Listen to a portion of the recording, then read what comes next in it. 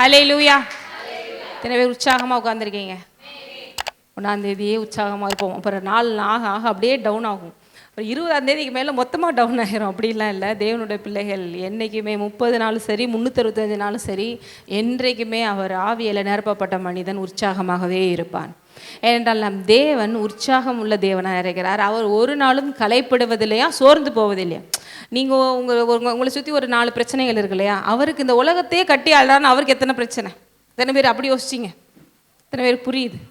அவர் இந்த மொத்த உலகத்தையும், இந்தியா மட்டும்னு இல்லை, எல்லா நாடு, அதுவும் ஒவ்வொருத்தவங்களும் ஒவ்வொரு கேரக்டரு, ஏன்னா எல்லாருக்கும் ஃப்ரீ வில் வேறு கொடுத்துட்டார். எத்தனை பேருக்கு புரியுது?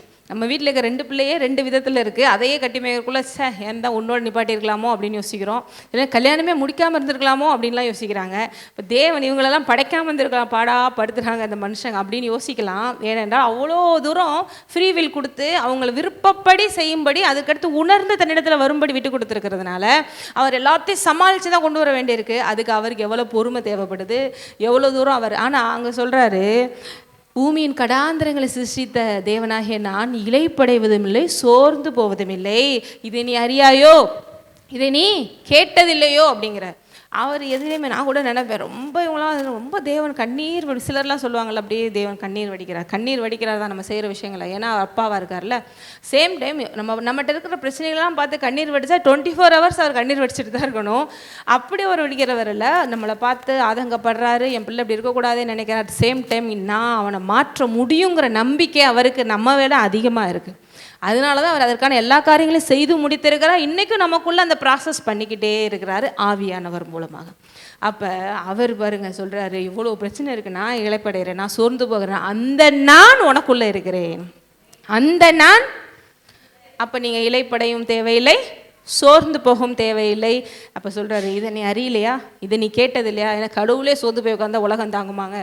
அந்த கடவுள் யாருக்குள்ளே இருக்காரு?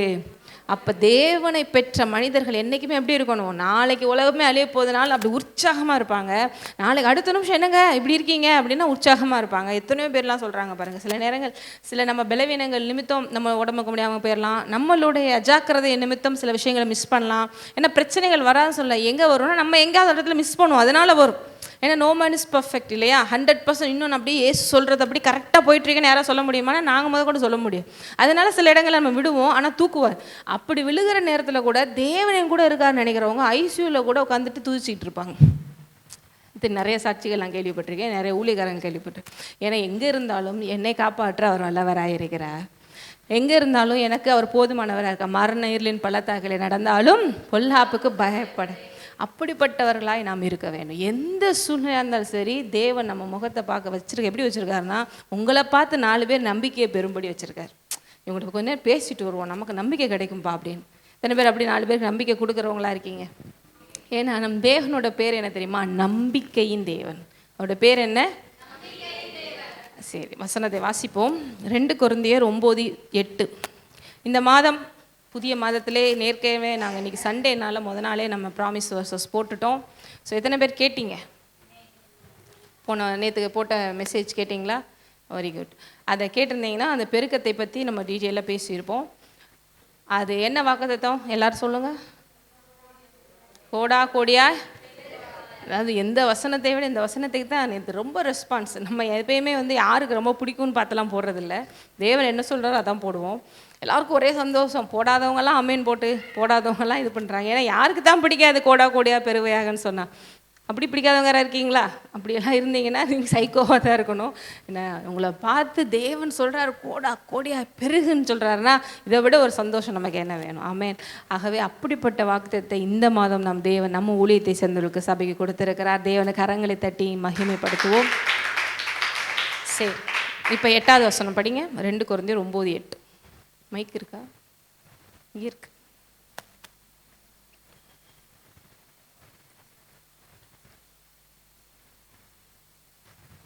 மேலும் நீங்கள் எல்லாவற்றிலும் எப்பொழுதும் சம்பூர்ணமுடையவர்களாயும் சகலவித நற்கிரிகைகளிலும் பெருகிறவர்களுமாயிருக்கும்படியாக தேவன் உங்களிடத்தில் சகலவித கிருபையையும் பெருகச் செய்ய வல்லவராயிருக்கிறார். ஆமென். பாருங்க, இங்கே என்ன போட்டிருக்கு? நீங்கள் எல்லாவற்றிலும் எப்பொழுதும். God is able to bless you abundantly so that in all things at all times, எல்லாவற்றிலும் எப்பொழுதும், எல்லாவற்றிலுங்கிறது ரொம்ப முக்கியமான ஒன்று. ஏன்னா ஒரு சிலர்லாம் வந்து இந்த விஷயத்துலலாம் கடவுள் வந்து பரலோகத்துக்கு போனாதாங்க உங்களுக்கு வச்சிருக்காரு, இதெல்லாம் நீங்கள் பூமியில் அனுபவிக்க முடியாது அப்படின்னு சில விஷயங்கள்லாம் சொல்லி வச்சுருவாங்க. அப்படி இல்லை, எல்லாவற்றிலும். இந்த எல்லாங்கிறது பைபிளில் எல்லா இடத்துலையுமே நிறைய நோட் பண்ண வேண்டிய ஒன்று. ஏனென்றால் எபேசியரில் எல்லா நாமத்துக்கு மேலே அவரை உயர்த்தி வருதா, எல்லா எல்லா எல்லா எல்லா. அதை ஏன் சொல்ல வருவேன்னா, சரி இதை ஒரு பக்கம் கையில் வச்சுக்கோங்க, அந்த வசனத்தை நம்ம எடுக்கலாம். எபேசியர் 1 அதிகாரம்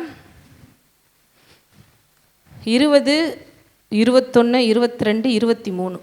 எல்லா துரைத்தனத்துக்கும், அந்த எல்லா மட்டும் நீங்கள் நல்லா ஸ்ட்ரெஸ் பண்ணி படிக்கணும். நீங்கள் எல்லாரும் கொஞ்சம் கவனிங்க.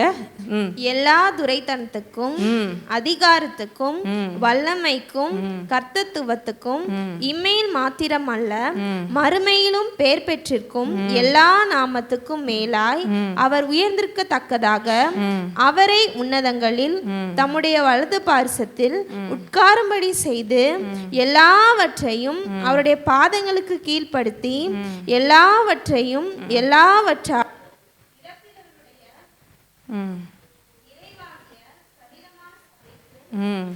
அவரை எல்லாரும் படிங்க.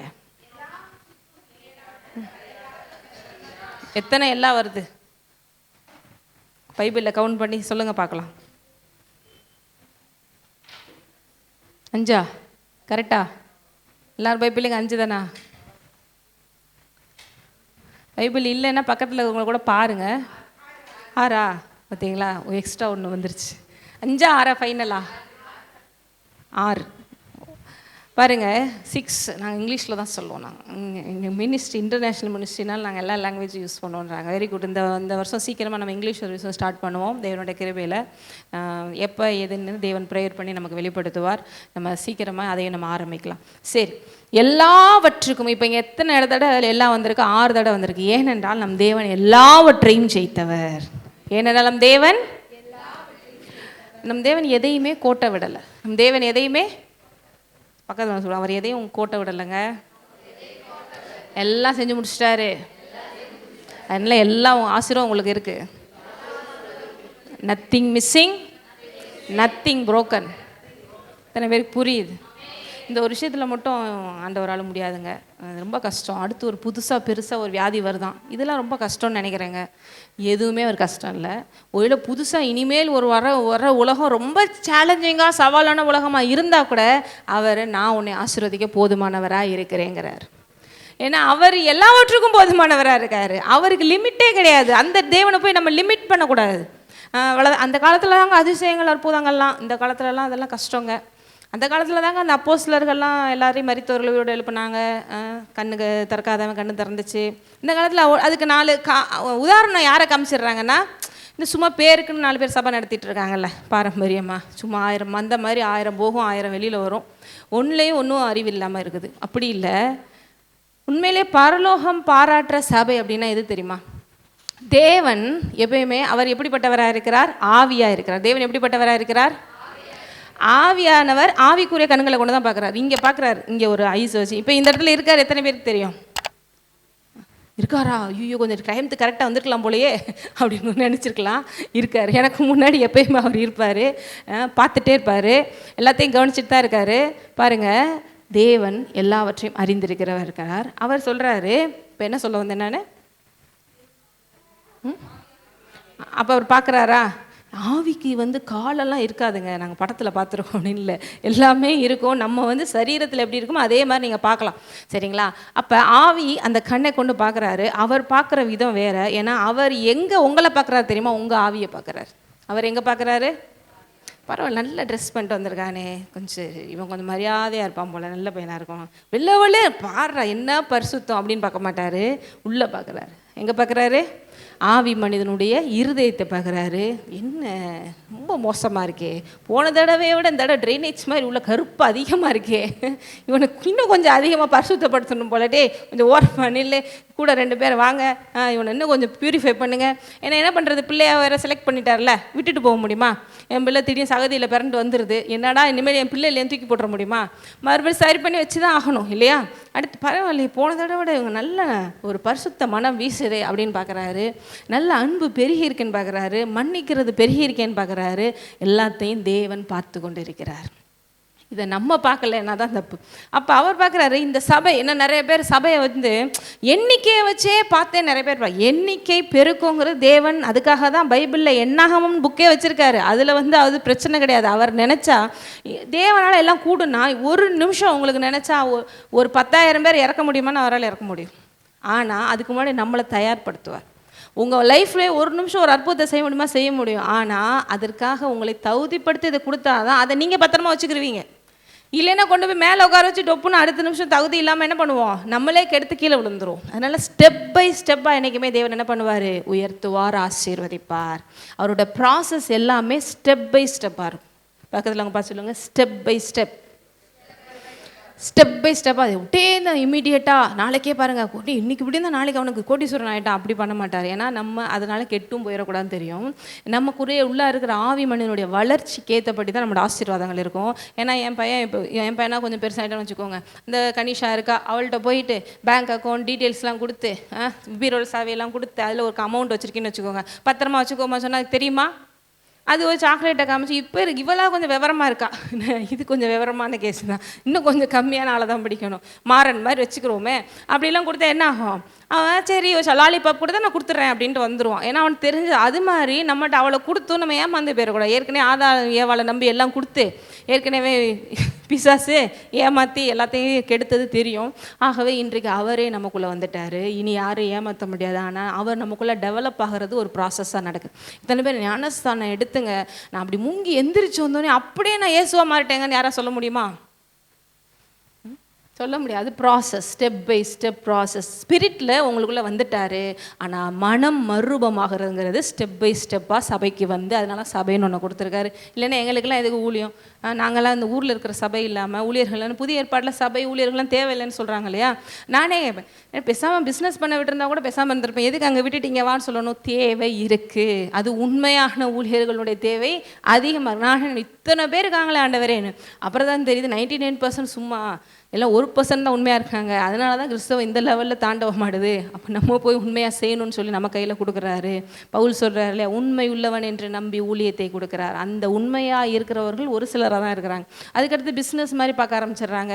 அதுக்கடுத்து வேறு வேறு மாதிரிலாம் பார்க்க ஆரம்பிச்சு கடைசியில் அங்கே அவங்களுக்கு இருக்குது கணக்கு வேறு லெவலில் இருக்குது. பரலோகத்தில் ஆத்மாக்குள்ளே என்ன பண்ணிடுறாங்க, அவங்கள பார்த்து கேட்டு போயிடறாங்க. ஏன்னா போன தடவை கூட என்னோடய பிரதர் அவங்களாம் வில்லாண்ட்லேருந்து வந்திருக்கும் போது சொன்னாங்க, ஒரு சர்ச்சினுடைய பர்டன், அந்த சர்ச்சினுடைய விஷயங்கள் எல்லாமே அந்த பாஸ்டரை சம்மந்தப்பட்டு தான் இருக்குது. அவங்க ஒரு பெரிய பாஸ்டர் கூட பேசியிருக்காங்க சரிங்களா. அவங்களாம் வளர்ந்த சபை, கிட்டத்தட்ட 25 வருஷம் 30 வருஷம் வளர்ந்த சபை. அவங்களோட பேசுகிற ஒரு சான்ஸு.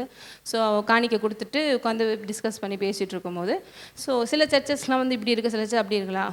ஸோ பாஸ்டர்னுடைய டெவலப்மெண்ட், அவங்க ஸ்பிரிச்சுவல் டெவலப்மெண்ட் எப்படியோ அந்தளவுக்கு தான் அந்த சபையினுடைய ஸ்பிரிச்சுவல் டெவலப்மெண்ட் இருக்க முடியும்.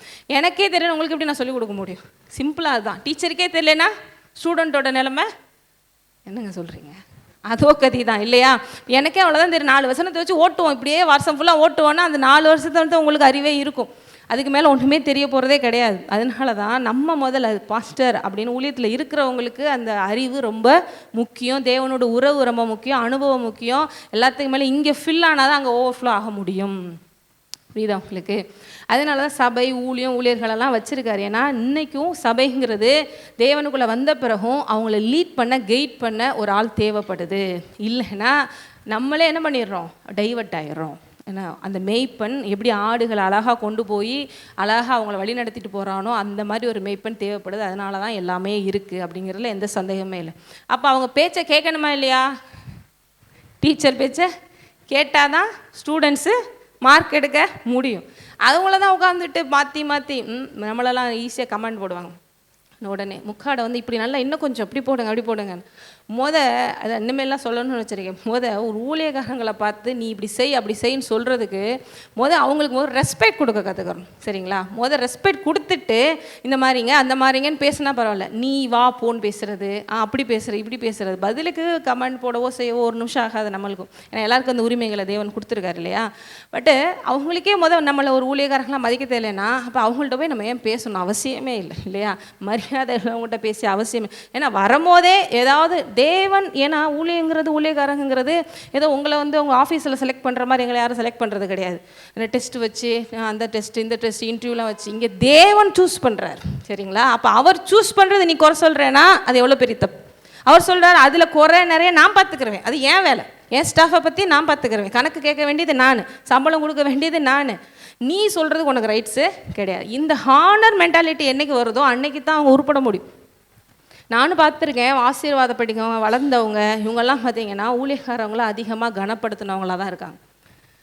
போன தடவை தம்பி அவங்க வந்திருக்கும் போது கூட ஒரு விஷயத்தை நான் நோட்டீஸ் பண்ணுவேன். நல்லா அவங்க லைஃப்பில் க்ரோத் இருக்குது, ஆசீர்வாதம் இருக்குன்னா ஒரு விஷயத்தை நோட்டீஸ் பண்ணுவேன். அவங்க ஃபாரின்லேருந்து வந்தாங்க.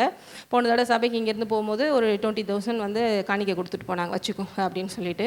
அதை கொடுக்கும்போது கூட அவங்களுக்கு அந்த சபைகளெல்லாம் அவங்க டீச் பண்ணி சொல்லிக் கொடுத்த விதம், ஊழியர்களை கனப்படுத்த, ஊழியக்காரர்களை தேவனோட ரெப்ரசன்டேட்டிவாக பார்க்குறது. ஸோ அஸ் அ சிஸ்டர் தான், இன்னும் சொல்ல போனால் அவங்களாம் சொல்லி தான் நான் ஊழியத்துக்கு வந்திருக்கேன், நான் இப்போ ஊழியக்காரியாக மாறிட்டேன். ஆனால் அந்த கனப்படுத்துகிற விஷயம்னு ஒன்று இருக்குது. செக்கை கொடுக்கும் போதோ இல்லை அந்த அமௌண்ட்டை கொடுக்கும் போது 2 பேர் சேர்ந்து ஒரு பொலைட்டாக அப்படியே ஒரு இது கொடுப்போம் இல்லையா, என்ன சொல்கிறது தேவனுக்கு ஒபே பண்ணுறது, அந்த பொலைட்னஸ், ஒரு பெரிய ஒரு தேவனே வராரு உங்கள் கையில் நீங்கள் கொடுக்குறீங்கன்னா எப்படி மரியாதை, அந்த மரியாதையோடு அவங்க கொடுத்ததை நான் கண்ணால் பார்த்து ஆச்சரியப்பட்டேன். தேவனுடைய கைகளையே விதைக்கிறதா அவங்க பார்த்தாங்க. அதனால தான் அவங்களாம் இருக்க முன்னேறிக்கிட்டு போயிட்டே இருக்காங்கிறது ஒரு வகையில் உண்மை. நீங்கள் உட்காந்து ஊழியக்காரங்களை ஒரு பக்கம் திட்டிக்கிட்டு இருக்கீங்கன்னா அதை உண்மையிலே நம்மளை அறியாமலே யார் மேலே மதிப்பு இல்லாமல் போயிடும் தெரியுமா? தேவன் மேலே மதிப்பு இல்லாமல் உங்களை அறியாமலே போயிடும். அதான் உண்மை. ஏன்னா அவர் சூஸ் பண்ணி அவர் இடத்துல இருந்து இந்த உலகத்துக்கு தேவன் நான் தான் யாரையும் காட்டுறதில்ல, யார் மூலமாக தான் காட்டுறாரு? ஊழியம் சபை மூலமாக தான் வெளிப்படை. ஏன்னா ஆஃபீஸ் சபைங்கிறத அவரோட ஹெட் ஆஃபீஸ், சபைங்கிறத அவரோட ஹெட் ஆஃபீஸ். அதில் மேனேஜர் மாதிரி யாரை போட்டிருக்காரு? எங்களை போட்டிருக்காரு. அது செய்ய வேண்டிய உங்களுக்கு சர்வீஸ் கொடுக்குறதெல்லாம் உங்களுக்கு கொடுத்துட்ருக்கோம். எல்லாரும் பிள்ளைகள். ஆனால் ஒரு விஷயத்தில் அவர் எப்படி செயல்படுறாரு? கார்ப்பரேட் மாதிரி ஆஃபீஸ் மாதிரி வச்சு செயல்படுறாரு. இது எல்லாமே கரெக்டாக செயல்படணும். தேவன் அப்பா தான், ஹீஸ் காட் அப்படிங்கிற மறந்துடக்கூடாது. ஹீஸ் காடுங்கிறதுல அவர் ஒரு ரோல் பெர்ஃபார்ம் பண்ணுறாரு. அப்பாங்கிறதுல எல்லாருக்கும் போதும், அது வேறு விஷயம். புரியுதா உங்களுக்கு? இப்போ நான் என் பிள்ளைங்க 2 பேர் இருக்காங்க, அவங்களுக்கு எனக்கு அப்பா தான் அம்மா தான் இல்லைன்னு சொல்லலை. அவங்களுக்கு நாளைக்கு ஒரு கம்பெனி வச்சா நான் எப்படி இருப்பேன்? நானும் ஹஸ்பண்டும் ஒரு கம்பெனி எக்ஸாம்பிளுக்கு வைக்கிறோம் அப்படின்னா அதான் ஓனர் சொல்லுவோம், வேற என்ன சொல்லுவோம்? சேர்மன். என்னதான் இருந்தாலும் அப்பா தானே சேர்மன், நீங்களாம் சேர்மன் கிடையாது மதிக்க மாட்டேன் அப்படி சொல்ல முடியாது. அவன் கீழே ஒரு மேனேஜராக போஸ்ட் கொடுக்குறாங்கன்னா இவங்க சொல்கிறது அவன் கேட்டு தான் ஆகணும். அஸ் அ கம்பெனியாக அப்படி ரன் பண்ணால் அப்படி தான் ரன் பண்ணணும். பிஸ்னஸ்னால் அப்படி தான் ரன் பண்ணணும். பர்சனலாக வீட்டுக்கு அப்பா பிள்ளை. புரியுதா உங்களுக்கு? அம்பானியாக இருந்தாலும் யாராக இருந்தாலும் இப்படி ஒரு பேட்டர்ன் ஃபாலோ பண்ணாதான் எல்லாத்துலேயும் உருப்பட முடியும். அப்படி தான் தேவன் வச்சுருக்காரு. எல்லாரும் பிள்ளைகள் தான். அப்போ தான் ஊழியக்காரங்களை. ஆனால் தேவன் ஒரு இதாக வச்சு சபையை ஒரு ஹெட் ஆஃபீஸாக சர்ச்சில் போட்டு இங்கே நம்ம உலகத்தில் ஸ்தாபித்து புற ஜாதிகளுக்கு நமக்கு இப்படி ஒரு பேட்டர்னை வச்சு காமிச்சிட்ருக்காரு. இப்படி தான் நான் செயல்பட்டுருக்கேன், இப்படி வா இந்த இதில் முன்னேறு, இப்படி அட்டன் பண்ணு, கேளு, அவங்க பேச்சை ஒபே பண்ணு, அப்போ நீ ஆசீர்வதிக்கப்பட உயர்த்துவேன். இதில் நிறைய பேருக்கு இல்லாதனால தான் நான் சொல்கிறேன். அது இந்த கடைசி காலங்களில் ஏன் இவ்வளோ பெரிய குறை சொல்கிற ஆவி வருது அப்படின்னா அவங்கள எல்லாத்தையும் கெடுக்க, சீரழிக்க. அதுக்காக எல்லோரும் கரெக்டாக இருக்காங்களா? இல்லை, 90% இல்லை. அதான் நான் ஆரம்பத்திலே சொன்னேன்ல, கரெக்டாக இல்லை. ஆனால் அதை நீ பார்க்காத, நீ என்ன பண்ண, அவங்க போதிக்கிற வார்த்தையை பார். ஏன்னா அந்த நேரத்தில் கண்ட்ரோல் எடுக்கிறது தேவன். சரிங்களா? அவங்க போதிக்கிற வார்த்தையை பாரு, அவங்கள பார். இன்னும் சொல்ல போனால் பர்சனலாகவும் உங்களுக்கு சாட்சியாக இருக்கிறது 100% வேணும் தான். ஏன்னா ஒரு 2 வாரத்துக்கு முன்னாடி கூட ஒரு யூத் மீட்டிங்கில் ஒரு சகோதரி கூட பேசிகிட்டு இருக்கும்போது சொன்னாங்க, அக்கா நீங்களாம் எங்களுக்கு பெரிய கிஃப்ட்டுக்கா, உங்களை நாங்கள் அப்படி பார்க்குறோம். ஏன்னா நீங்கள் எப்படி சபையில் போதிக்கிறீங்களோ நடக்கிறீங்களோ அதே மாதிரி தான்க்கா ப்ராக்டிக்கலாக எங்கள் கூட இருக்கிறீங்க. எங்கள் இதுலலாம் அப்படி இல்லைக்கா, பேசுகிற வரைக்கும் நல்லா பேசுகிறாங்க, மைக்கை பிடிச்சிட்டு ஆஃப் பண்ணிவிட்டு இறங்கணுன்னே வேறு மாதிரி மாறிடுறாங்க. அதனால் எங்களுக்கு சர்ச்சுக்கு போகவே பிடிக்கல, அதனால் எங்களுக்கு எதையுமே பார்க்க பிடிக்கல. ஏன்னா அவங்களாம் வெவ்வேறு பேக்ரவுண்ட்லேருந்து வர்றாங்க. ஏன்னா என்னதான் இருந்தாலும் உங்களுக்கு முன்னால் ரோல் மாடலாக இருந்து தேவன் இப்படி தான் அப்படின்னு காமிக்கிறது யார்? ஊழியர்கள் தான் இல்லையா? ஆமாவா இல்லை? நீங்கள் இங்கே இருக்கிற யாருமே நான் ஊழியக்காரங்களே இல்லாமல் நான் அப்படியே டேரெக்டாக வானத்தில் தேவனோட பேசியே வந்துட்டேன்னு யாராவது சொல்ல முடியுமா? ஒரு சிலர் அப்படி ஒருவேளை ஒரு சிலர் சொல்கிறாங்க, எனக்கு தெரிஞ்ச ஒரு சிலர் இருக்காங்க, நான் எல்லாமே டைரெக்டாக தேவன் கூட தான் எல்லாமே. எங்கள் ரிலேஷனில் ஒரு சிலர் இருக்காங்க, ஒரு ஊழியக்காரனும் சரி கிடையாது, ஒரு ஊழியக்காரனும் சரி கிடையாது, ஒரு ஊழியக்காரனும் சரி கிடையாதுன்னே சொல்லிகிட்டே இருப்பாங்க எப்போயுமே. சரிங்களா? அவங்க லைஃப்பில் பெருசாக ஒன்றும் ஒரு சந்தோஷம் இருக்கிற மாதிரி தெரில. என் தேவன் தான் சரி, தேவன் தான் சரி அப்படின்னு. நான் நேத்தான் தேவன்கிட்ட பேசிகிட்டு இருந்தேன். சிலருக்கெல்லாம் வந்து தேவன் தாங்க எனக்கு, எந்த ஊழியக்காரங்க மூலமாக நான் வரலன்னு சொல்கிறாங்களே ஆண்டவரே, அவங்களெல்லாம் பற்றி நீங்கள் என்ன நினைக்கிறீங்க அப்படின்னா, இந்த என்ன சொல்கிறது, ரொம்ப வந்து பிடிவாதமான ஆட்கள், ரொம்ப வந்து இதெல்லாம் கடவுளாக தவிர வேறு எவனால் மாற்ற முடியாத ஆட்களுக்கு தான் நான் இறங்கி வர வேண்டியது இருக்குன்றார். அதுக்கு காரணம், அதுக்கு உதாரணம் சவுல். புரியுதா உங்களுக்கு? இதெல்லாம் கடவுளே வந்து இறங்கி சொன்னாதாண்டா கேட்பான். அப்படிப்பட்டவங்களுக்கு தான் நான் அந்த மாதிரி என்கவுண்டர் கொடுக்குறேன். மற்றவங்களுக்குலாம் சாதாரண யார் சொன்னால் நல்ல பிள்ளைகளாம் கேட்டுக்கிறேன். இதில் அவங்களுக்கு என்ன பெருமை தெரியுமா, நான் டேரெக்டாக பேசிட்டேன், டேரெக்டாக அவ்வளோ தூரம் பேசுகிற அளவுக்கு உங்கள் ஹார்டான ஒரு ஹார்ட் வச்சுருந்துருக்காங்க. இத்தனை பேருக்கு புரியுது. 4 பேர் முன்னால் இருக்கிறவங்க சொன்னால், பேரண்ட்ஸ் சொன்னால், ஒரு எல்டர் சொன்னால் கேட்கக்கூட முடியாத அளவுக்கு இறுக போயிருக்கிறனால தான் சில நேரம் அவர் ஓப்பனாக என்கவுண்டர் கொடுக்க வேண்டியது இருக்குது. டேய் நான் தான்டா, அதை பற்றி நம்ம பெரிய சாட்சியாக பேசுவோம். உண்மையிலே நம்மளாம் ரொம்ப நல்ல பிள்ளையை சீக்கிரமாக கேட்டுட்டோன்னு அர்த்தம். இத்தனை பேருக்கு புரியுது. எப்படிலாம் நிறைய பேர் முன்னாடி சொல்லும்போது நானே நினைப்பேன், அவங்களுக்கும் பயங்கரமான சாட்சி என்கவுண்டர் போல். நம்மளாம் அப்படி இல்லை, யார் சொன்னாலும் கேட்டுட்டோம், வீட்டில் பேரண்ட்ஸ் சொன்னாலும் கேட்குறோம், எல்லாரும் சொல்கிறாங்க கேட்குறோம். நான்லாம் டேரெக்டாக ஆண்டவர்கிட்ட தான் இது பண்ணுவேன், டீல் பண்ணுவேன்னா உன் ஹார்ட் அவ்வளோ தூரம் எப்படி இருக்குது, கல்லாக இருக்குது, அவர் வந்து உடைச்சாலோலே உடைய மாட்டேன்னு இருக்குது. அதுக்காக தான் அவர் இறங்கி வர வேண்டியது இருக்குது. சவுலுக்கு இறங்கி வந்தார் இல்லையா, விட்டவே மாட்டேன் இவங்களை அழிக்காமன்னாரு, இறங்கி வந்தார். பெரிய பெரிய மந்திரவாதிகள் சொல்கிறாங்க, ஏன்னா அவங்களெல்லாம் மாற்றுறதுக்கு அவராலேன்று யாராலையும் முடியாது. அப்போ பேசிக்காக அந்த உலகத்தில் ஊழியர்கள் மூலமாக, சுவிசேஷத்தின் மூலமாக, அடுத்து நீங்கள் சீஷர்களாய் மாறி உங்கள் மூலமாக இப்படி தான் ஒன்றராக பிடிக்கிறார். எல்லாருக்குள்ளேருந்து செயல்படுவது தேவன். நான் சொல்லி என் ஃப்ரெண்டு கேட்டுட்டாங்கன்னா உண்மையிலே நல்ல பிள்ளைன்னு அர்த்தம். பரவாயில்ல, உங்களுக்குள்ளே இருக்கிற விஷயத்தையே அவன் மதிக்கிறா, ஹானர் பண்ணுறான். யார் சொன்னாலும் கேட்க மாட்டாங்க அப்படின்னா ஹார்ட் ரொம்ப எப்படி இருக்கே, ஸ்ட்ராங்காக இருக்குது, ஹார்டாக இருக்குது, கல் மாதிரி இருக்குது. இவங்களெல்லாம் கடவுள் தாங்க இறங்கி வந்து மாற்றணும் அப்படி சொல்கிறோன்னா, அதுக்கு தான் சில நேரம் இறங்கி வர வேண்டியது இருக்குது. அதனால் நேற்று நான் பேசும்போது இப்படி சொன்னேன். அப்போ தான் எனக்கே தெரிஞ்சிச்சு, ஆமாம், அடம் பிடிக்கிற பிள்ளைய என்ன பண்ணுறது, அவர் தான் இறங்கி வந்து அடக்க வேண்டியது இருக்குது அப்படின்னு சொல்லி. அதனால் இதெல்லாம் எதுக்கு சொல்கிறேன்னா, தேவன் ஆவியாக இருக்கிறார், ஆவிக்குரிய கண்களை கொண்டு பார்க்குறார். எதை பெஸ்ட்டு சபையாக, எதை அதாவது உண்மையிலே நான் வந்து சாட்டிஸ்ஃபேக்ஷனாக இருக்கேன். இவங்க சொன்ன சாட்சிகள் எல்லாத்தையும் வச்சு ஒரு 4 பேரை கொடுத்தாலும் அந்த 4 பேரை எவ்வளோ தூரம் நம்ம கொண்டு வந்திருக்கோங்கிறது, உண்மையாக கொண்டு வந்திருக்கோங்கிறது தேவனுக்கு தெரியும். தேவன் அதைத்தான் பார்க்குறாரு. உங்கள் ஒவ்வொருக்குள்ளேயும் இயேசுவை எவ்வளோ தூரம் டெவலப் பண்ணியிருக்குங்கிறத வச்சு தான் ஒரு ஊழியத்தினுடைய வளர்ச்சி. சும்மா வந்து எனக்கு கார் கிடச்சிருச்சு, வீடு கிடச்சிருச்சு, பங்களா கிடச்சிருச்சு, அது வேறு விஷயம். ஆனால் நீ ஸ்பிரிச்சுவலாக எல்லாரும் சொன்ன சாட்சியிலையும் தேவனோடு உள்ள உறவு அதிகமாக இருக்குங்கிறது நல்லா தெரியுது. அதில் இன்னொரு பொண்ணு அன்றைக்கி ஆடியோவில் சொன்னா இல்லையா, மெயினாக நான் ஏசப்பா கூட நெருங்கிட்டேன், மெயினாக நேசப்பா, அதுதான் ஊழியமே, அதுதான் ஊழியம். நீ மெயினாக அவர் கூட நெருங்கிறது தான் ஊழியம். அதுக்கு தான் ஊழியக்காரங்களை வச்சிருக்காரு, வேற எதுக்குள்ள. அவருக்குள்ளே நீ சோர்ஸுக்குள்ளே, ஜீவனுக்குள்ளே கனெக்ட் ஆகிட்டா தான் ஆட்டோமேட்டிக் எல்லாமே உனக்கு கிடச்சிருமே. இத்தனை பேருக்கு புரியுது? புரிஞ்சா ஆமேன்னு சொல்லுங்கள், இல்லைன்னா புரியலேன்னு சொல்லுங்கள். அப்போ அப்படி பார்க்குறாரு பாருங்க. சும்மா மொதுன்னு வர்றாங்க. நானும் யாரு கூடயும் பேச முடியல, இன்ட்ராக்ட் பண்ண முடியல. ஹல்லேலூயா பாய் அப்படி சொல்லிட்டு மைக்கிலே பேசிட்டு அப்படி மைக்கிலே போயிடுறேன். யார் லைஃப்பில் என்ன நடக்குங்கிற பற்றியும் தெரியல. யார் நம்மகிட்ட போய் உங்கள்கிட்ட பேசுவோமா, நமக்கு ஆறுதல் சொல்லுவாங்களான்னு தெரில, ஒரு அட்வைஸ் பண்ணுவாங்களான்னு தெரில. சுவிசேஷம் மட்டும் சொல்லிக்கிட்டு இருக்கேன், வார்த்தைகளை சொல்லிகிட்டு இருக்கேன். ஆனால் உள்ளுக்குள்ளே பார்த்தா யாருக்குள்ளேயும் ஸ்பிரிட் மேனில் ஒரு பெரிய வளர்ச்சியே இல்லை. அப்படின்னா தேவன் அதை பெரிய ஊழியமாக பார்க்கல. தேவன் அதை இந்த மாதிரி பவர்ஃபுல்லாக இருக்கிற இடத்த தான் தேவன் பார்க்குறாரு. அங்கே தான் அவர் உண்மையிலேயே ஆசீர்வாதங்களை அடுத்து கூட்டி தர்றார். அதனால நான் அடிக்கடி இங்கே இருக்கும் கூட சொல்லிட்டு இருப்பேன், என்றைக்குமே இன்ட்ராக்ஷன் இருக்கிற மாதிரி இருக்கணும் சபை. ஐயோ 1000 பேர் வந்துட்டாங்க, அவங்க கூடலாம் பேச டைம் இல்லை, போயிட்டு வாங்க அப்படின்னு இல்லை. ஒவ்வொருத்தவங்க வீட்டில் நடக்கிற விஷயங்கள் பாஸ்ட்டாக எனக்கு தெரிஞ்சிருக்கணும், நான் அவங்க லைஃப்பில் ஒரு ஆளாக இருக்கணும், நாங்கள் ஊழியர்கள் நாங்கள் அவங்க லைஃப்பில் ஒரு ஆளாக இருக்கணும். அப்படிலாம் இருந்தால் தான் அந்த ஆத்மாவை நல்லா கொண்டு வர முடியும். அவங்கள பார்த்துருக்கீங்க, அதை லாஸ்ட் ரோல் உட்காந்துருப்பீங்களே நீங்கள் தானே, பார்த்த ஞாபகம் இருக்குது சிஸ்டர் அப்படின்னு சொன்னான்னா என்னங்க சிலருக்கு அனுபவம் இருக்கு. பார்த்துருக்கேன் உங்களை எங்கேயோ பார்த்த மாதிரி இருக்கு, நம்ம சமைச்சா வரீங்க, ரொம்ப சந்தோஷம் சிஸ்டர் அப்படி சொல்கிறது இல்லை. அதுக்கு வந்து தேவையில்லை இல்லையா. அதுக்கு வந்து சுவிசேஷ ஊழியங்கிறது வேறு, மாநாடு மாதிரி போடுறது, 4 பேருக்கு சுவிசேஷம் சொல்லிட்டு போகலாம். ஆனால் சர்ச் அப்படிங்கிறது, மெய்ப்பண்ணுங்கிறது உங்கள் வீட்டில் ஒரு ஆளாக இருக்க வேண்டியது. இத்தனை பேருக்கு புரியுது? அதுக்கு ஏற்றபடி நீங்களும் ஒரு ஆளாக அலோவ் பண்ணி வச்சுருக்கணும். சிலர்லாம் ப்ரேயர் பண்ண மட்டும் வேகமாக சொல்லுவாங்க. ஏதாவது கொஞ்சம்னா இதெல்லாம் கொஞ்சம் காட்ட வேண்டாம், உங்கள்கிட்டலாம் காட்டினா காணிக்கைக்கு அதிகமாக கேட்டுருவாங்களோ சபையில் அப்படி சொல்லிட்டு மறைச்சி வைப்பாங்க. நம்ம வீட்டில் சர்ச்சு இது எல்லாமே ஒரு குடும்பமாக இருந்தால் தான் நம்ம எல்லாருமே ஆசீர்வதிக்கப்பட முடியும். எத்தனை பேர் சொல்கிறீங்க தேவனுக்காகன்னு கொடுத்து நான் குறையவே இல்லை அப்படி சொல்லி? குறையவே முடியாது, குறைய சான்ஸே இல்லை. அவர் ஒரு பக்கம் ஓப்பன் பண்ணி விட்டுருவார். ஒருவேளை நானே சரியாக அவங்கள கவனித்து அதற்கான ரிசல்ட்டை கொடுக்காட்டா கூட, ஏன்னா என்னதான் இருந்தாலும் மனிதர்கள் தானே, 360 டிகிரியில் யோசிக்க முடியாது. மேபி நான் மறந்துருக்கலாம், செய்யலாம். ஆனால் அவர் கணக்கு கொடுக்குறவராக இருக்கிறார். அமுக்கி குலுக்கி சரிந்து விழும்படி கொட்டுகிறவராக இருக்கிறார். ஹல்லேலூயா. ஸோ எதுக்கு சொல்ல வரேன்னா, இப்படிப்பட்ட ஒரு சபையாக நம்ம சபை 5 வருஷம் வந்திருக்குங்க நினச்சி நான் உண்மையிலே தேவனுக்கு ரொம்ப நன்றி செலுத்துகிறேன்.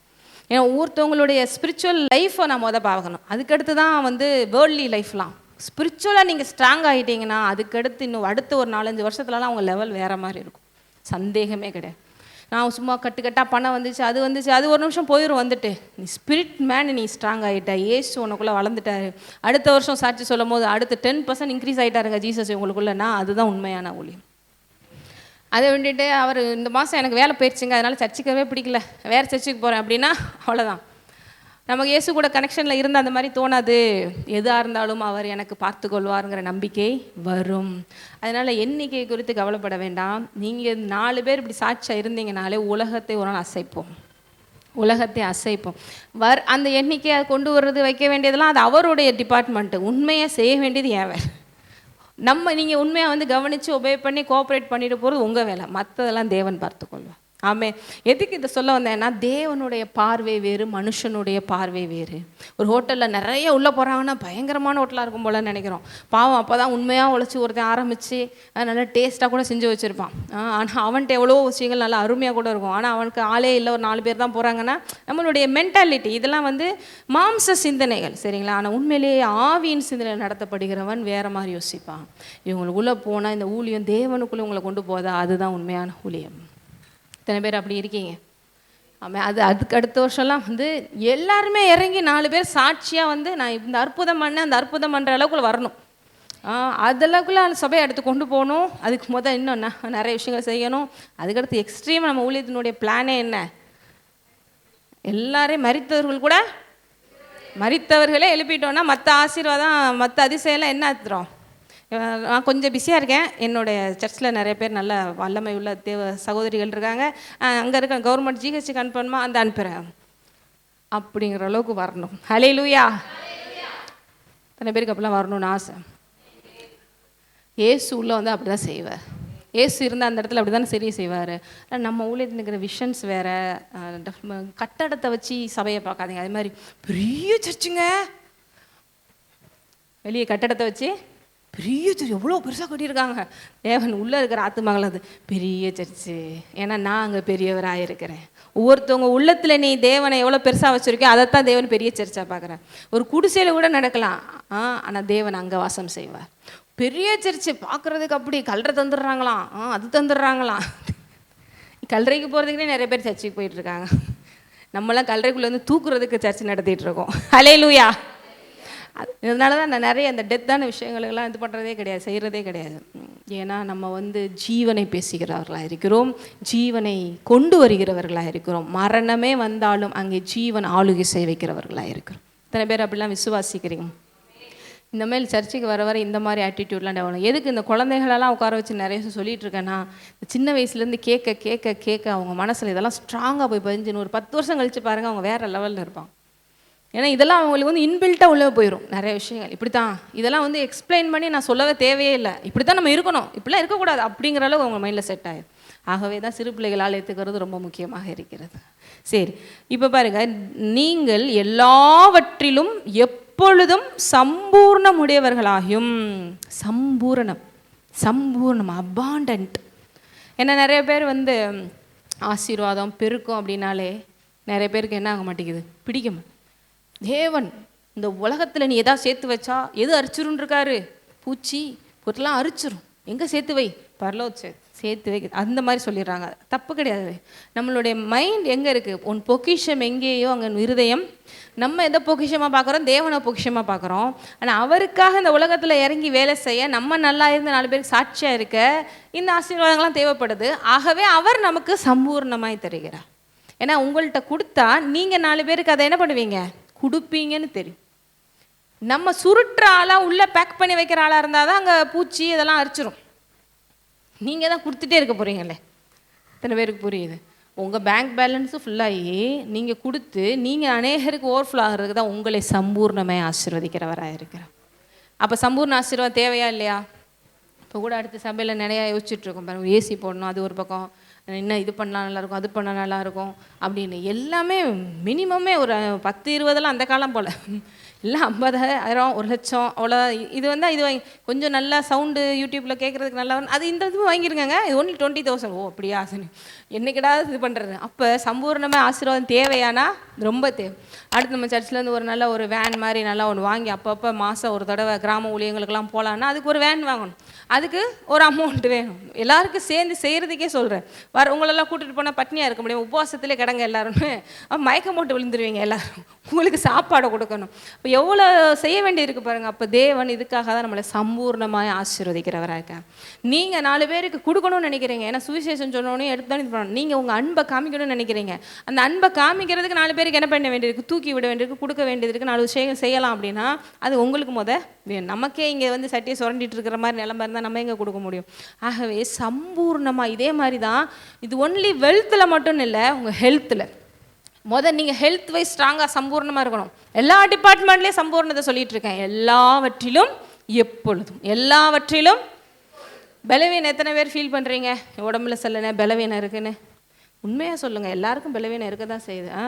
அப்போ யோசிங்க, தேவன் என்னை அவருடைய பலத்தால் என்ன பண்ணியிருக்காரு, சம்பூரணமாய் ஆசீர்வதித்திருக்கிறார். இந்த வியாதி எனக்கு இருக்க வேண்டிய அவசியம் இல்லை. உங்கள் ஸ்பிரிட் மேனில் இந்த ஃபீலிங்ஸ் வந்துருச்சுன்னா, அங்கே அவனுடைய ஆளுகை வந்துருச்சுன்னா, அந்த சொன்னாங்களே பிரதர், ஸ்பிரிட் மேன் ஆக்டிவேட் பண்ணும் போது பிசாசு அங்கே இருக்க முடியாது. நம்ம மோஸ்ட்லி எந்த இதை தான் ஆக்டிவேட் பண்ணிகிட்ருக்கோம், பிரெயின் மோஸ்ட்லி எதை ஆக்டிவேட் பண்ணுறோம்.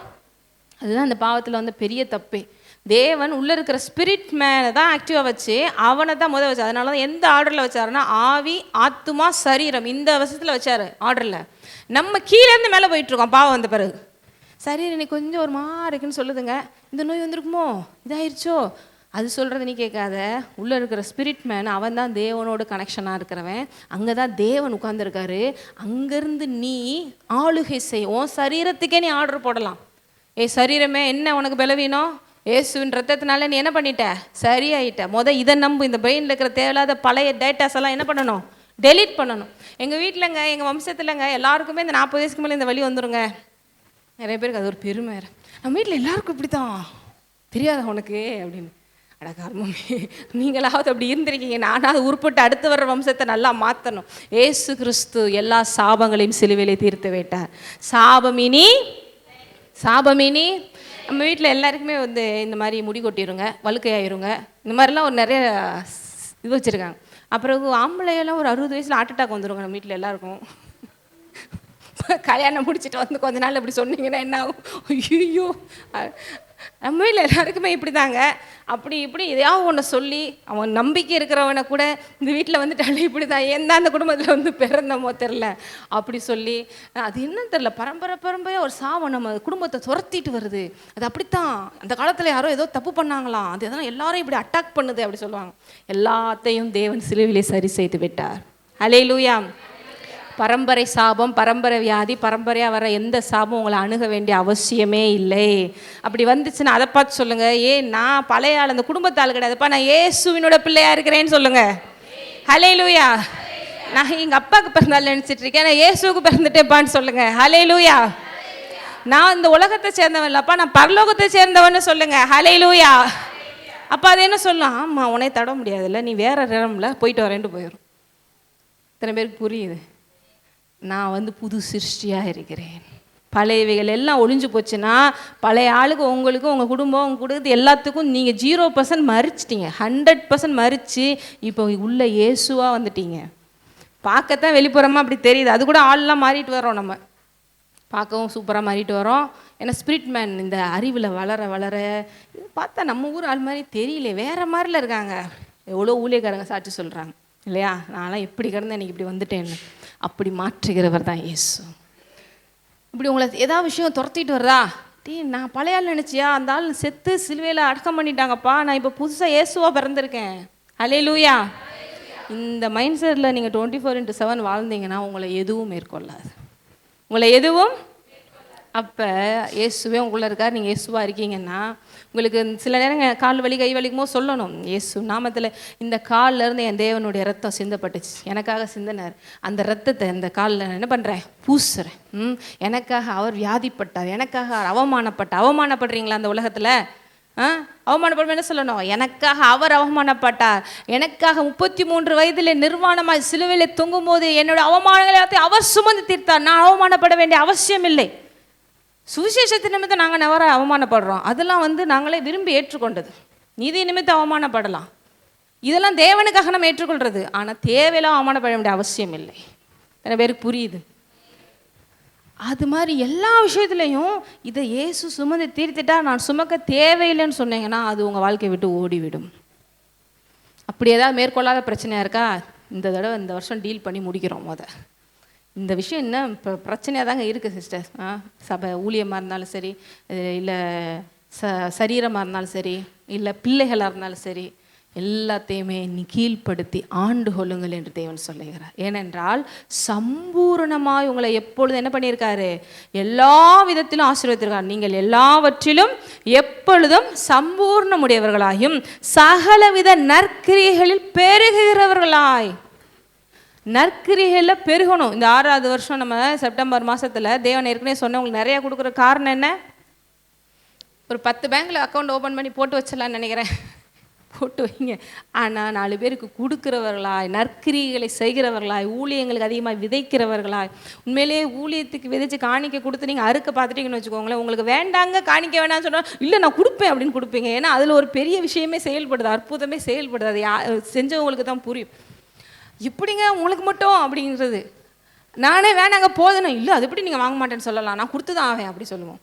அவ்வளோ பெரிய அற்புதம். அதனால தான் சொல்கிறாரு, உண்மையாக நீ விதைக்க கற்றுக்கிட்டேன்னா உலகமே பஞ்சனாலும் உன் வீட்டில் என்றைக்குமே சூப்பராக இருக்கும். இது யாருமே சொல்லிக் கொடுக்க வேண்டிய அவசியம் இல்லை. நீங்கள் ஒரு தடவை கொடுத்து நீங்கள் பாருங்களேன். நாங்களாம் ஸ்கூல் நடத்தும் போதே அப்படிலாம் டெஸ்ட் பண்ணி பார்த்துருக்கேன். இருக்கிறதெல்லாம் அடுத்த மாதம் ஸ்டாஃப்ஸுக்கு சம்பளம் கொடுக்குறது கூட இருக்கிற எல்லாத்தையும் எடுத்து போட்டு கொடுத்துருவேன், திடீர்னு ஒரு அட்மிஷனை போட வச்சுருவார். இந்த மாதிரி உங்கள் லைஃப்பில் எவ்வளோ நடந்திருக்கு. ஆகவே தான் இப்போ அதிகமாக கொடுக்க ஆரம்பிச்சிட்டோம், எங்களையும் கொடுத்து மொத்தத்தையும் கொடுத்து இப்போ உட்காந்துருக்கோம். அப்போ ரிட்டன் எவ்வளோ வரும் நீங்களே யோசிச்சு பாருங்கள். அதனால தான் சொல்கிறேன், பெரிய அறுவடை காத்து கொண்டு இருக்குது. அதனால தான் நமக்கு வச்சுருக்கிற விஷன்ஸ்லாம் வேறு லெவல் இன்டர்நேஷ்னல் லெவல் எல்லாமே. ஏன்னா அவ்வளோ தூரம் தேவனுக்காக நம்ம செய்கிறவர்களாய் வைக்கிறார். ஆகவே இவங்களெல்லாம் பார்த்தா இப்போ பரிதாபமாக இருக்குது. உண்மையிலேயே இதற்கான அறுவடை வரும்போது தான் தெரியும், சரி அவங்களோட சேர்ந்து நம்ம இன்னும் கொஞ்சம் நல்லா பண்ணியிருக்கலாம் போல் அப்படி சொல்லி. அதுக்கு அளவுக்கு நம்ம ஒரு ஸ்டெப் எடுத்து வச்சா அவர் என்ன பண்ணுறாரா, அமுக்கி குலுக்கி சரிந்து விழும்படி மடியில் கொட்டுறாராம். ஓ லெவலுக்கு நீ கொடுத்தேன்னா அவர் லெவலுக்கு அவர் கொடுப்பாரா இல்லையா? நீ இப்போ ஒரு 100 ரூபா மொய் எழுதிட்டு வரீங்க, ஆனால் அவங்க எழுதுனவங்க பெரிய பணக்காரவங்க, உங்கள் வீட்டுக்கு வந்தோம்னா 100 ரூபா எழுதுவாங்களா? அப்படி எழுதுனா அது அறிவே இல்லைன்னு அர்த்தம். அவன் லெவலுக்கு 100 ரூபா எழுதுனாங்கண்ணா, நம்ம லெவலுக்கு போவோம் ஒரு 10,000 எழுதிட்டு வருவோம் அப்படின்னு எழுதுவாங்களா வசதியாக இருந்தாங்கன்னா? தேவனுக்கு உங்கள் ஹார்ட்டை பார்க்குறாரு, என் பிள்ளை இந்த சூழ்நிலை கொடுக்குது, அப்போ அவர் ஹார்ட்லேருந்து அவர் கொடுத்தாருன்னா ஓவர்ஃப்ளோ. ஆகவே தான் கோடியாக பெருகுவாக என்று உங்களை ஆசீர்வதிக்கிறார். அல்ல நீங்கள் 1 ரூபா கொடுக்குறீங்களோ 10 ரூபா கொடுக்குறீங்களோ அது எந்த ஹார்ட்டில் எந்த மைண்டில் கொடுத்தீங்கிறத அவர் பார்க்குறேன். எனக்கு தெரியாது, நம்ம உள்ளத்தில் நம்ம அப்படி வைக்கிறது இல்லை. நீ உள்ளே போட்டுட்டு போகிறது என்னென்ன, ஆனால் அவர் கணக்கு வச்சுருக்காரு. அவர் ஒரு நோட் போட்டு எழுதி வச்சிருக்கார் யார் யாருக்கு எந்த லெவலில் கொடுக்கணும்னு சொல்லி. அவர் அதற்கு தருவார். எப்படி தருவார்? கோடியாய் பெருகுவீர்களாக. பெருக்கத்தின் தேவன். ஃபஸ்ட்டு பக்கத்தில் உங்களை பார்த்து சொல்லுங்கள், நம் தேவன் பெருக்கத்தின் தேவன். தேவன் உங்கள் கூட இருந்தா நீங்கள் பெருகாமல் இருக்கவே முடியாது. அதான் இங்கே போட்டிருக்கு பாருங்க, நற்கிரிகளில் பெருகவர்களாக இருக்கும்படி தேவன் உங்களிடத்தில் அதற்கான கிருபையை கொடுத்துருக்காராம். சகலவித கிருபையையும் பெருக செய்ய. சரி, நம்ம நினைக்கலாம் அந்த எப்போ பார்த்தாலும் இந்த பெருக்கம்னு பேசுகிறாங்களே, ஆரம்பத்தில் அப்படி இருந்துச்சாங்க. ஆதியாகமம்ல ஒரு வசனத்தை மட்டும் நான் வாசிக்க விரும்புகிறேன். நம்மளை எப்படி உருவாக்குனாரு அப்படிங்கிறதுலே நீங்கள் தெரிஞ்சுக்கலாம் நம்ம எந்த ஸ்டாண்டர்டில் நம்ம படைக்கப்பட்டிருக்கோன்னு. 1ஆம் அதிகாரம் 28.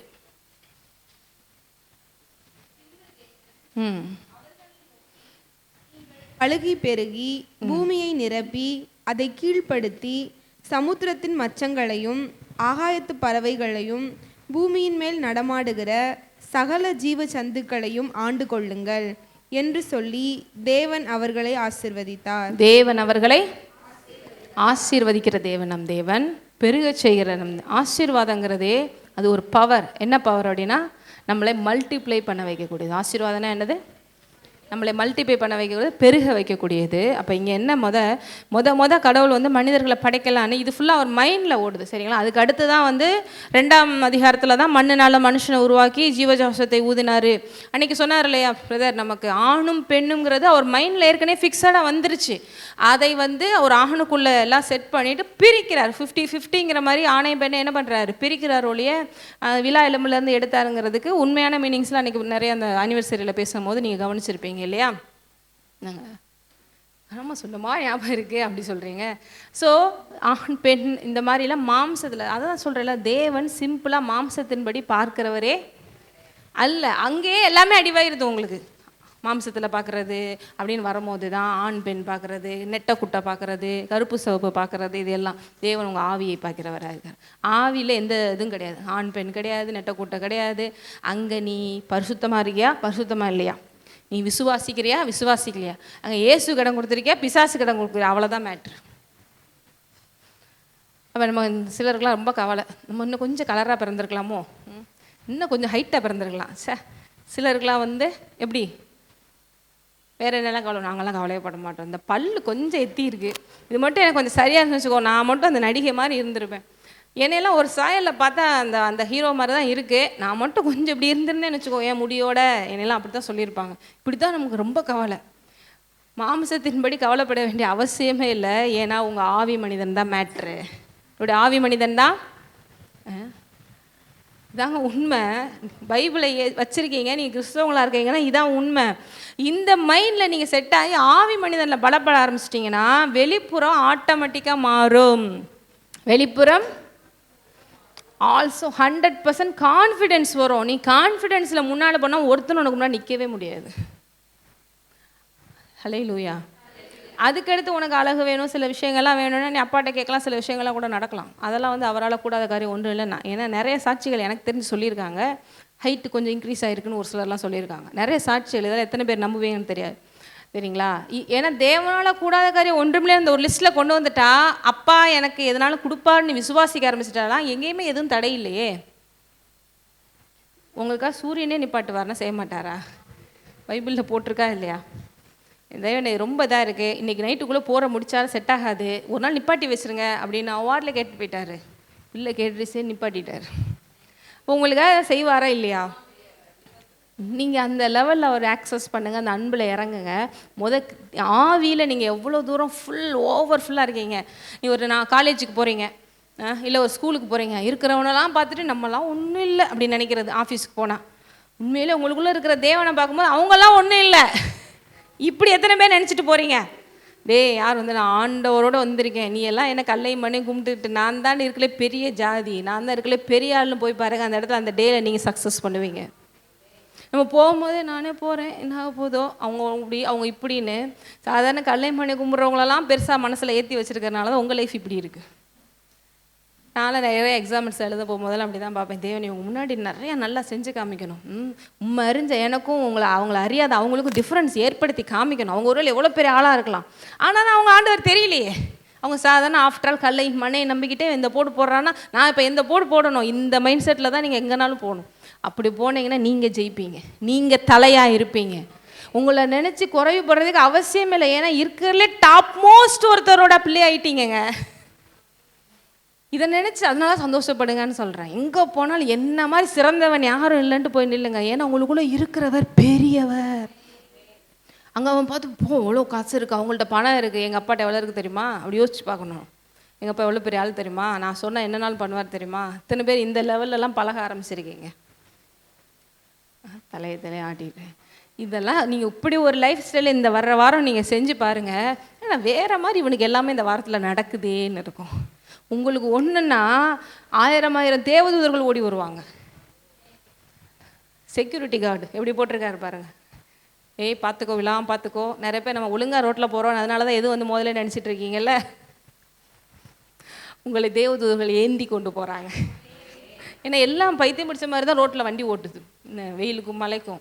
இதில் நம்ம தப்பிச்சு வர்றதே பெரும்பாடுங்கிற மாதிரி இருக்குது. எல்லாம் தேவ தூதர்களுடைய கிருபை. வண்டியில் ஏறி உட்காந்துட்டோம், அடுத்த நாள் காலைல போய் அங்கே இறக்கிடுவோம் நம்ம நினைக்கிறோம். நமக்காக அந்த வண்டி ஆக்சிடென்ட் ஆகாமல் கொண்டு போகிறது தேவன். அல்லேலூயா. ஃப்ளைட்டில் தான் போனோம், அங்கே தான் ஆக்சிடென்ட் இல்லை, ஃப்ளைட்டே கொண்டு போய் இறக்கிடுறான், மொத்தமாக எரிஞ்சு போயிடுது. இப்போ எதில் தாங்க சேஃபு? அவருக்குள்ளே இருக்கிற சேஃபுன்னு நினை, எல்லாமே சேஃபு தான். நீ பாதாளத்தில் படுக்கை போட்டாலும் அங்கேயும் நான் இருக்கிறேன் என்று தேவன் சொல்கிறார். அல்லேலூயா.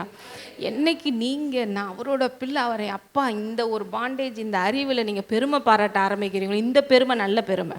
சுயத்தை குறித்து தான் பெருமை பாராட்டக்கூடாது. நான் தேவனுக்குள்ளே இப்படி இருக்கேன்னு நினைக்கிறது நல்ல பெருமை. இந்த பெருமையில் வளருங்க. அப்படி சொல்லுங்கள் பக்கத்தில் இருக்கவங்கள. தேவனோட பிள்ளைங்கிற ஒரு பெருமை இருக்கட்டும் உங்களுக்கு. இருக்கல நான் தான் பெரிய ஆளே. தேவனை நம்பாதவங்க முன்னால் நிற்கும் போது கோலியாத் தாவீது மாதிரி நினச்சிக்கோங்க, நீங்கள் தான் ஜெயிப்பீங்க. ஹல்லேலூயா. நம்ம பக்கம் ஒன்றுமே இல்லாமல் இருக்கலாம், ஆனால் என் கூட தேவன் இருக்கிறார். மெஜாரிட்டி நம்ம தான். அங்கிட்டு உலகமே உன் பக்கம் இருக்கலாம், நம்ம தான் ஜெயிப்போம். என்ன பண்ணுறது, மொத்த கடவுளோட அன்பு நம்ம மேலே வந்துருச்சே. ஹல்லேலூயா. இந்த விசுவாசம் தான், இதுதான் பாருங்கள் உங்கள் லைஃப்பையே மாற்றிடும். உங்கள் எந்தெந்த இடத்துல தலை குனிஞ்சிங்களோ உங்கள் தலை நிமிரச் செய்வார், நடக்க செய்வார், பெருகுவீங்க, உயருவீங்க, முன்னேறுவீங்க. ஏன்னா உங்களுடைய படைப்பினுடைய அம்சமே பாருங்கள் எப்படி போட்டிருக்கு, பழுகி பெருகி பூமியை நிரப்பி கீழ்ப்படுத்தி சமுத்திரத்தின் மச்சங்களை ஆகாயத்து பறவைகளை பூமி மேல் நடமாதிக சகல ஜீவ சந்துக்களையும் ஆண்டு கொள்ளக்கூடியவர்கள். நீங்கள் பெருகி பருகிற நம்ம என்ன நினச்சிக்கிறோம், அடுத்து சுவிட்ச் பேங்கில் ஓப்பன் பண்ணிட வேண்டியதாண்டு அக்கௌண்ட்டு வரிசை ஓப்பன் பண்ணி. இந்த அரசியல்வாதிகள் அப்படி தானே சேர்க்குறாங்க, இதை தூக்கு அதை தூக்கிட்டு கடைசியில் எங்கடா போகிற, ஆல்ரெடி மண்ணில் தான் புதைக்க போகிறாங்க. போகும்போது பரலோகத்துக்கு எதையும் எடுத்துகிட்டு போக முடியாது. நீ செஞ்ச நற்கிரியைகளை வச்சு தான் அங்கே உனக்கு ஆசீர்வாதம். இப்போ நமக்கு இங்கே கொடுக்குறாரு, நல்லாரு, அனுபவி, சந்தோஷமாரு, 4 பேருக்கு கொடுத்து நற்கிரிகளை செய்ய, அதுக்கான கிரெடிட் அங்கே கை மேலே வரும். அது இந்த உலகத்தில் இருக்கிறவங்க பழுகு பெருகுனா என்ன நினச்சிடுறாங்க, உடனே எவ்வளோ சுருட்டுவோம், எதாவது கல்லாப்பட்டி வாங்கி உள்ளே வைப்போம், அப்படிங்கிறது இல்லை. இது எப்படிப்பட்ட மனசு, எல்லாமே அப்பாவுடையது, என்னுடையது, எனக்கு குறையவே இல்லை, எனக்கு எதுனாலும் ஓவர்ஃபுல் ஆகுது, நான் திருப்தி அடைந்து நான் அநேகருக்கு கொடுக்குறவளாக இருக்கிறேன். அப்போ இங்கே தான் என்ன போட்டிருக்கு, ஆண்டு கொள்கணுன்னும் எல்லாரையும் காலில் கீழே போட்டு மிதித்து ஆண்டு கொள்வது அப்படி தேவையில்லாம். பிசாசை நீங்கள் அப்படி ஆண்டு கொள்ளலாம், சக மனிதர்களை அன்பால் ஆண்டுகொள். தேவன் எப்படி இந்த உலகத்தை ஆடுறார், நியாயத்தால் ஆண்டுகொள், உண்மையால் ஆண்டுகொள். தேவன் எப்படி இரக்கமுள்ளவராக இரக்கத்தால் ஆண்டுகொள், அப்படி சொல்லி எல்லாவற்றையும் நீங்கள் ஆண்டு கொள்ளும்போது இந்த உலகமே உங்களை என்ன பண்ணும், அங்கீகரிக்கும், உண்மையிலேயே உங்களுக்குள்ள தேவன் இருக்கிறார் என்று. இன்னும் பெருகிறத பற்றி நிறைய விஷயங்கள் இருக்குது. நம்ம இந்த இனிமேல் அடுத்த கொஞ்ச நாளைக்கு இந்த பெருக்கத்தை பற்றி தான் பேச போகிறோம். பேச பேச பெருக்கம் இந்த உங்கள் லைஃப்பில் அதிகமாகவே பார்ப்பேன். ஏன்னா தேவனோட வார்த்தை விதை போல் வருது. இங்கே எத்தனை பேர் இந்த நல்ல நிலமாக அதை பிடிச்சிக்கிறீங்க? கண்டிப்பாக 30, 60, 100 வந்தே தீரும். அதனால தான் இது பெருக்கத்தின் மாதம்.